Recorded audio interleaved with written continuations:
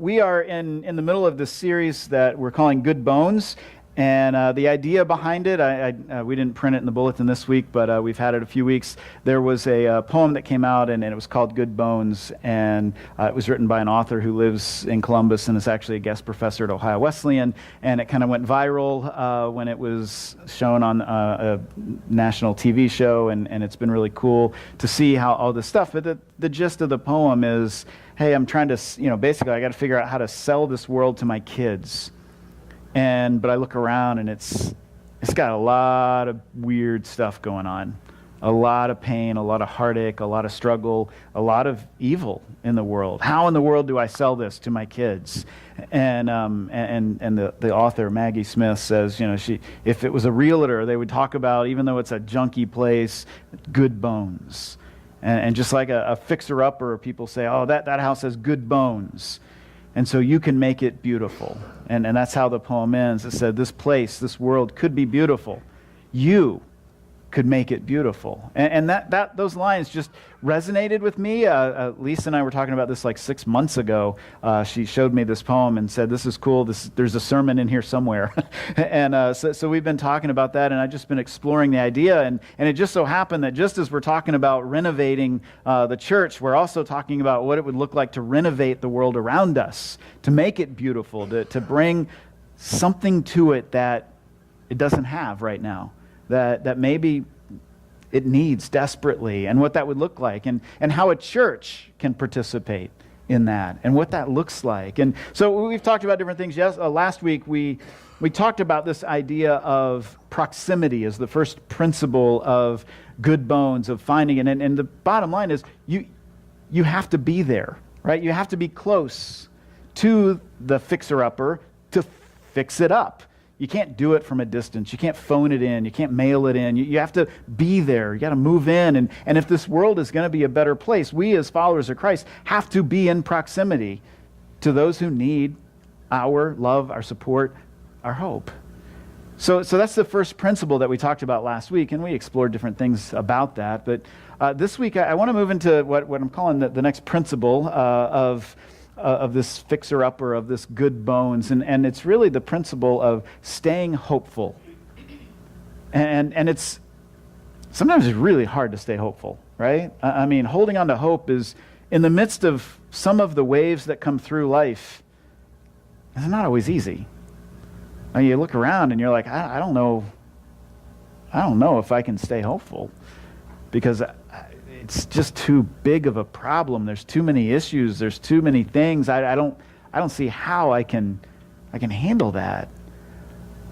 And I'm calling this message basically it's starting points, because I don't know about you. When we started the renovation process in the church a few weeks ago, I looked around and I was just overwhelmed, because I was like, where do you start?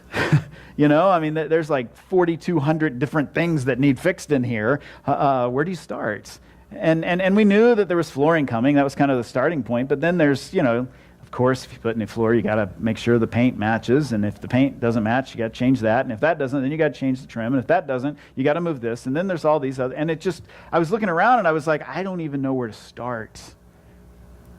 And that's the thing with, fortunately, we have people who do know how to do that stuff, and I just say, you tell me, and I'll get people if you tell me where to start. And so that's how we've approached this. But I look around at the world, right, and you look, and it's so easy to be overwhelmed. I mean, in the past few weeks, we've seen natural disasters. We've seen terror attacks all around the world. We've seen bad things happening. And there are times when you can look around and go, this world's falling apart.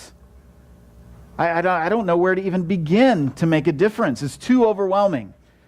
And that's part of the thing with like social media and really just the world we live in, where we get instant notification of tragedy. And I get a push notification on my phone when terrible things happen. How depressing is that? I mean, let's think about that. I don't get push notifications for the really good things. Well, except, Ohio State scores. I get that saying, hey, they won. That's it. But that's nothing else comes through that my phone tells me is wonderful. It only tells me the terrible. And it seems to come constantly. And so I look at this and I'm saying, well, where do we start? And honestly, the best starting place is to stay hopeful, even when it's hard and it doesn't seem like there's any hope. Because that's where we have to start, because the world is looking to us going, hey, you claim you've got all this stuff. Are you going to fall apart when the world gets really difficult? Or is there something more? Because we need to know, because we don't know what that more is. And they don't have any hope to hold on to. And so we have to stay hopeful. We began this series by saying, God created the world. And in Genesis 1, it says he created it and he looked at it and he said, this is good. He looked at all of it and created humanity, humans, and he said, it's really good. God doesn't say that about just anything. But when he says his creation is really good, is very good, we need to take note of that. And we need to remember that he actually likes what he created. He's happy with it. And he wants to rebuild it and restore it. He wants this world, he wants us to have a strong relationship with our Creator. He wants reconciliation between us. He wants to walk with you and to have you walk with him as he did with Adam and Eve in the cool of the afternoon. He says he walked in the garden with them. Why? Because he loved them. And he still loves us. And that's not going to change. And so that's kind of a starting point, going, wait a minute, if God thinks this world, this creation is good, and he thinks we as people are very good, and he's glad he created us, then maybe there is something worth hoping for. Maybe there is hope that even when this world feels like it's about to be flushed down the toilet, it's worth sticking around. It's worth leaning into. It's worth working at. In Scripture, and especially the Psalms, there's several places where it talks about hope and says things like, behold, the eye of the Lord, in Psalm 33, behold, the eye of the Lord is on those who fear him, on those who hope in his steadfast love. Psalm 130 says, wait for the Lord, my soul waits, and in his word I hope. Psalm 146, blessed is he whose help is in the God of Jacob, whose hope is in the Lord his God. Hope in God's love, hope in who he is and what he said and what he promises to do. That's our hope. And here's the thing with hope. Hope empowers you to get through difficult times. Right? If you don't have hope and things get really hard, then it's hard to keep moving forward. You can easily get just overwhelmed and just kind of lay down and say, forget it, I'm done. I'm checking out. I'm not going to try anymore. This job is too big. It's too hard. I don't want to be a part of it. It's just too much work. But when you have hope in something beyond it, it changes everything, doesn't it? I mean, if you're looking around and you're saying, this is too much, but you know that there is a way to get there, then it's way easier to start moving forward. It's way easier to take the next step and the next step because you know there's something ahead of you that is good, that is drawing you forward. But if you have no hope, why take a step? Why move? What difference does it make? Hope empowers us. Paul noticed this in Romans. He says in Romans 5, he says, not only that, but we rejoice in our sufferings.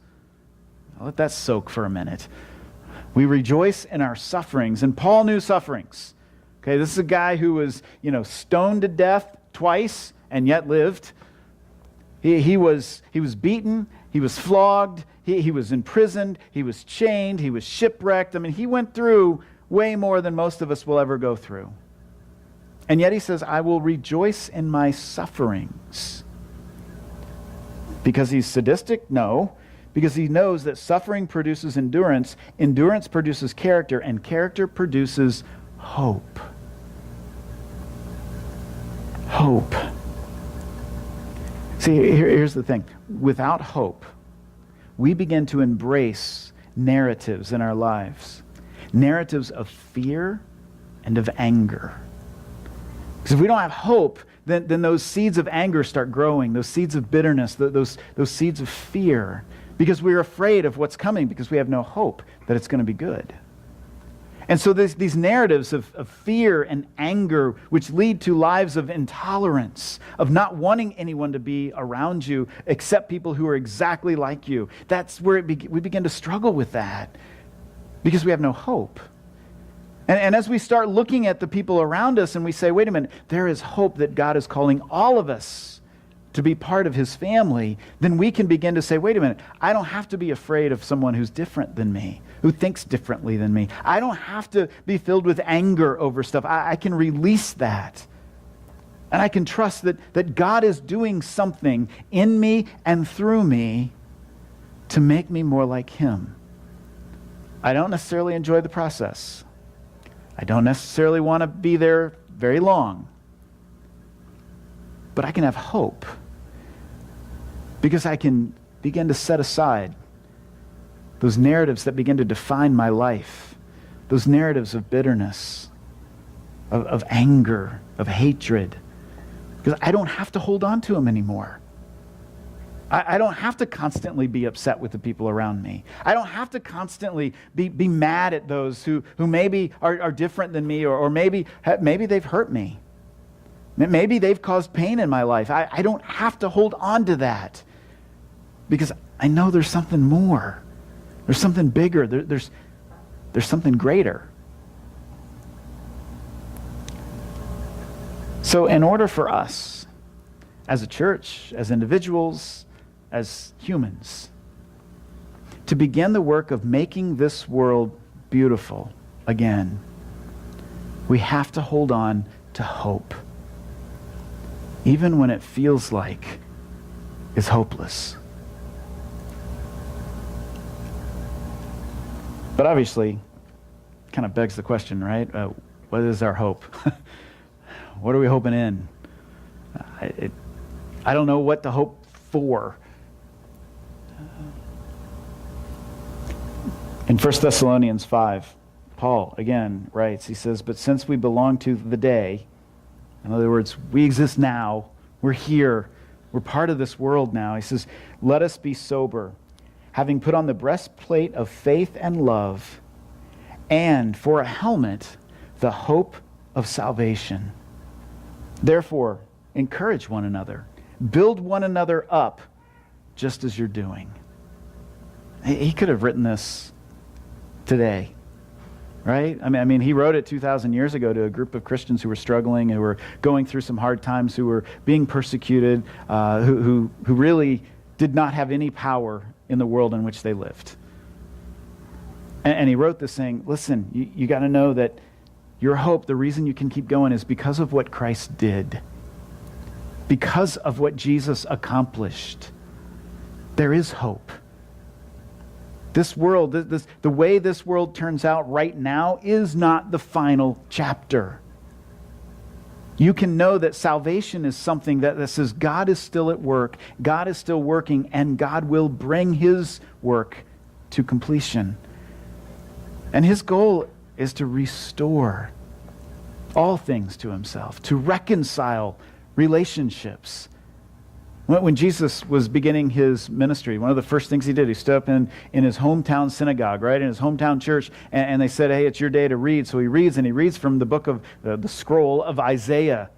And he says, it says that I'm going to anoint the one who is to come. I'm going to anoint them, and they will proclaim freedom to the captives. They will heal the sick. The blind will have sight.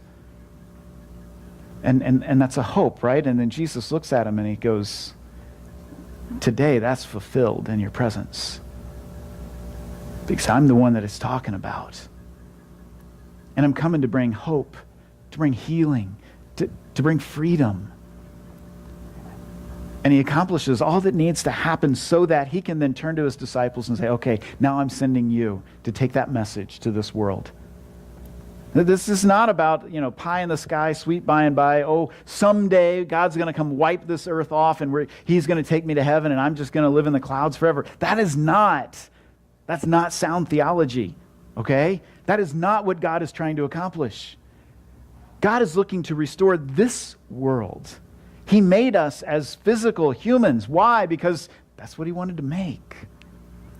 And he says, you are more than just dust. I have breathed my life into you. I've stamped you with my image, and now I want you to participate with me in making this world all that I've created it to be. That's salvation. That's the hope that we have, that God is working with us and for us every day to make us more like him and to make this world into what he wanted it to be. The hope of salvation is the reality of God with us now. He doesn't leave us. He doesn't forsake us. He doesn't leave us hanging out to dry. And we can continue even when it's hard, even when it seems like there's no way to win. Because he says, I am with you. I will not leave you. I will not forsake you. And because of what Christ accomplished on the cross, because of his death, his burial, his resurrection, when we believe that, when we put our faith into that and we say, that's the reason that I can now have a connection with you, God, our relationship with him is restored, and we walk with him in the midst of the chaos of this world, and we bring order. We bring peace. We bring the kingdom rule in the way we live right now, in the way that we walk among those who walk with us in this city, in this state.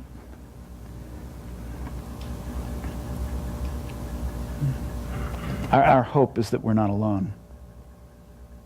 Think about how Jesus dealt with this, okay? I mean, let's just think real quick about Jesus' life. What did he do in order to share this message with the people around him? Now, what did Jesus do? Did he kind of stand way off in the distance and scream at them? Or did he stand way out and try not to be touched by any of them and only deal with the pretty people or the fancy people or the powerful people? No, he kind of did the opposite. I mean, think about the ministry of Jesus. He touched lepers. Okay, you weren't allowed to do that because they were lepers. They were sick, and it was contagious. And it made you unclean, spiritually as well as physically. And Jesus said, I'm saying that's not the way my life is going to go. That's not the way the kingdom life is going to be led. I'm going to touch the lepers, and I'm going to bring healing into their life. He hugged children. First century, you didn't do that. Kids were property at best, right? You hoped that they, you tried to make sure that they didn't get in the way, but they weren't valued. And yet he would embrace them and made time for them. He held them. I mean, people love their kids, I'm sure. I'm not making it sound like they hated all the kids or anything, but they weren't valuable because they weren't useful. They're still not very useful, but that's a different issue, right? I mean, but they're still valuable. And Jesus embraced them. He embraced those who didn't offer anything in return. Jesus elevated the women around him, which in the first century was huge. I mean, the cosmic shift in the ideologies that he brought to the table, I don't know if we still understand. The fact that, if you read between the lines in some of this, you got to realize, you know who bankrolled a lot of what Jesus did? Women. Women who earned, who took care of things, who did stuff. They're the ones who made sure that the disciples, when they went to the upper room, had the resources to get the food, to secure the room, because there were women. And there are several places, and we're not going to go into this right now, but I want you to know that there are several places where it says, Jesus reached out to women in a time where men didn't talk to women, especially in public, especially someone that wasn't their wife. Because, and please don't be offended, ladies, this was 2,000 years ago, women in that day were considered property and not much more. And Jesus rejected that. He said, no. Genesis 1 says, God made male and female in his image, both. That was radical. And Jesus says, no, they're same thing. They're just as important. They are just as important. And so he elevated the role of women, the state of women in society of that day. Jesus ate with sinners. He ate with the pagans, right? He ate with the people who weren't keeping the law the way the Pharisees said they were supposed to. He ate with the people who weren't doing everything they were supposed to do, that the religion of the day said they were supposed to do. He sat down with them and he fellowshiped with them, and he loved them. He didn't condemn them. He didn't yell at them. He yelled at the religious leaders, all right? He did. Woe to you, O Pharisees. He said that over and over. But to the regular, everyday people like us, he said, let's go have lunch. Let me sit with you. Let me enjoy your company. And he loved them. He welcomed the marginalized. I mean, the people who nobody else wanted around, the ones on the edge of town, the ones on the outskirts, those are the one he called. I mean, think about his disciples. Uneducated fishermen. A tax collector. Nobody likes tax collectors. Still. Okay, I mean, he gathered people to himself that were the marginalized. He defended the powerless. A woman caught in the act of adultery, thrown at his feet, condemned. They were holding the stones they were going to use to kill her. She's powerless. What does Jesus do? He defends her. And he looks at her after he said, whoever has no sin in their life can cast the first stone. Well, they were like, oh, shoot. And they walked away, and she looks up, and he says, where are your accusers? And she's like, they're all gone, and you're the only one standing here still, which basically meant he still could stone her. And he says, well, I don't condemn you. Go and sin no more. He defended the powerless. Okay, that's the one in whom we have hope. That's the one who died for us, who rose again, who says, now go live this life. I'm sending you to be that kind of life in this world. I'm sending you to take the message of the kingdom of God, which is everything I just showed you. I'm sending you to bear that out in this world today. That's how you're going to make this world beautiful. So how do we cultivate hope in the midst of really hard times? In the midst of a world filled with evil, in the midst of a world that is it's kind of gross sometimes. And it's hard to understand, and it doesn't make sense. So how do we do it? Well, a couple of real quick things that I know have helped me and that I see in Scripture is important. The first one is very simple. Connect with God regularly. If you aren't doing something on a regular basis to reconnect with God, then you're not going to get re-energized. You're going to lose hope if you're not connecting with God in some way. And Sunday mornings, coming and being a part of this and worshiping, and that is absolutely important. It is so wonderful. It's probably not enough. It's a good starting point. But I don't know about you, but by Monday, I'm that's kind of worn off. I mean, today it was really, really good. Maybe Tuesday, right? But it's gonna wear off. You've got to reconnect with God, and that could be anything from just simply meditating, taking a few minutes to start your day and saying, God, here I am. Here I am. Refocus me on you. I want to reconnect with you. That's prayer. That's opening your Bible. I mean, if you want some really practical help, there's an app, okay? There's an app for that. Yes, there is. It's called YouVersion. That's at Bible.com. It's really simple. It's the Bible, okay? That's all it is. But they have reading plans. And you can find one. And you just click on it, and it gives you something to read every day. Sometimes, depending on what type of plan you want, they've got hundreds, if not more, to choose from. And I use it on a regular basis because it's simple and it's all right there on your phone or iPad or whatever.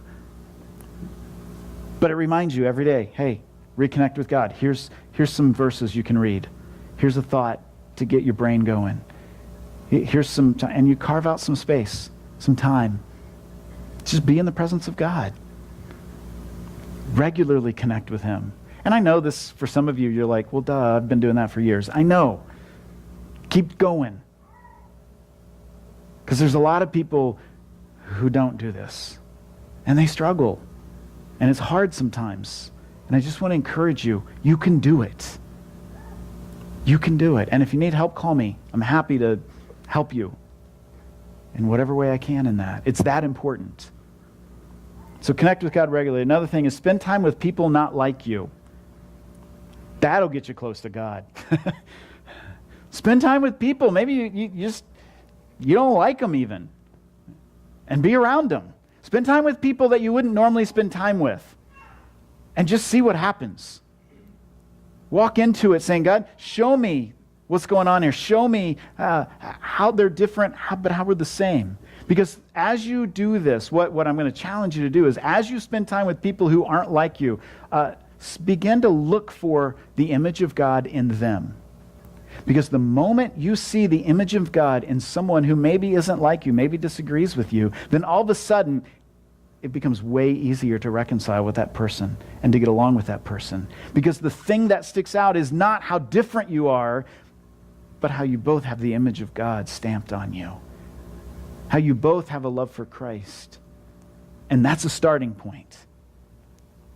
But that only happens if you actually carve out some time to be around someone who is different than you. If you hide in a nice little bubble and you surround yourself with everyone who just agrees with you and just says you're wonderful, then you're never going to stretch.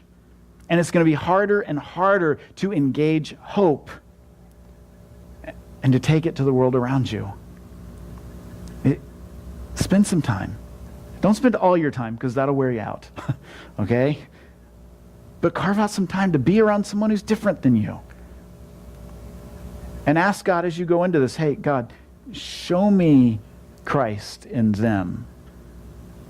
Because that will expand my understanding of who you are and what you're doing. And it'll be hard and awkward, okay? I'll just tell you up front. But you can do it. And the last thing is simply cultivate an attitude of learning. In other words, walk into situations saying, God, what are you going to teach me in this? Not, how can I fix that person? Or how can I, improve them? Or how can I... No. Walk into it with an attitude of, God, what are you teaching me in this? How can I learn to be more like you in this situation? What can I learn from this person or this situation or these issues?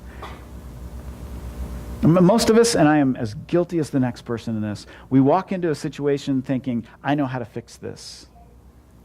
I know how to make it better. I know how to improve that person or that situation or that issue.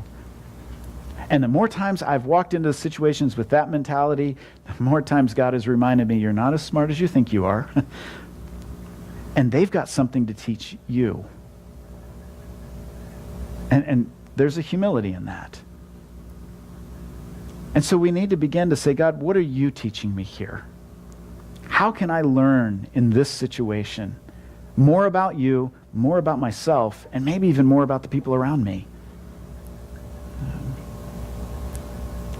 Now, in all this, we're going to meet resistance, and we're going to encounter people who have no idea why we maintain hope or how to maintain hope in the midst of a broken world.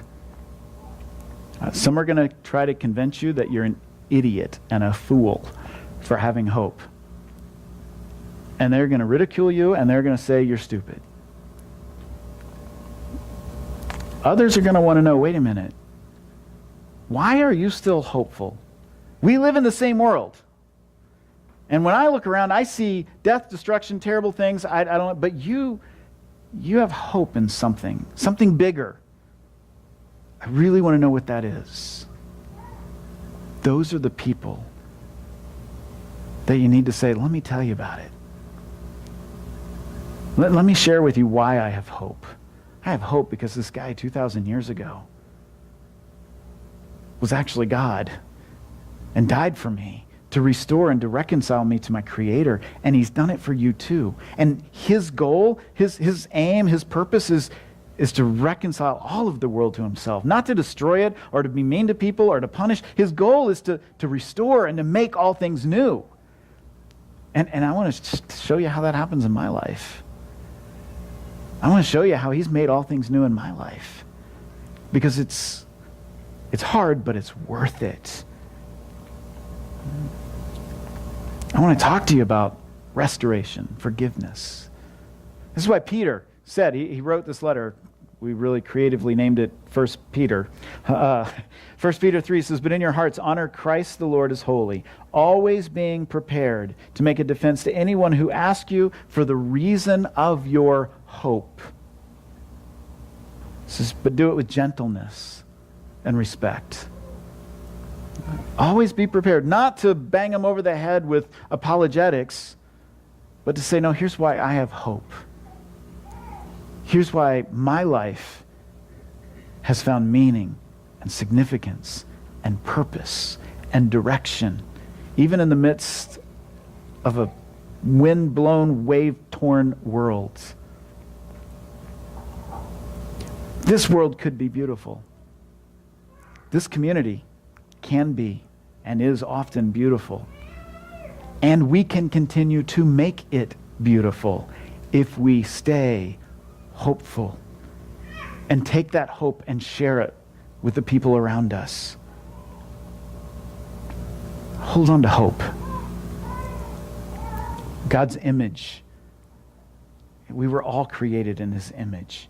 Find it in the people you meet and share that hope with them, wherever they might be, whatever they might be doing.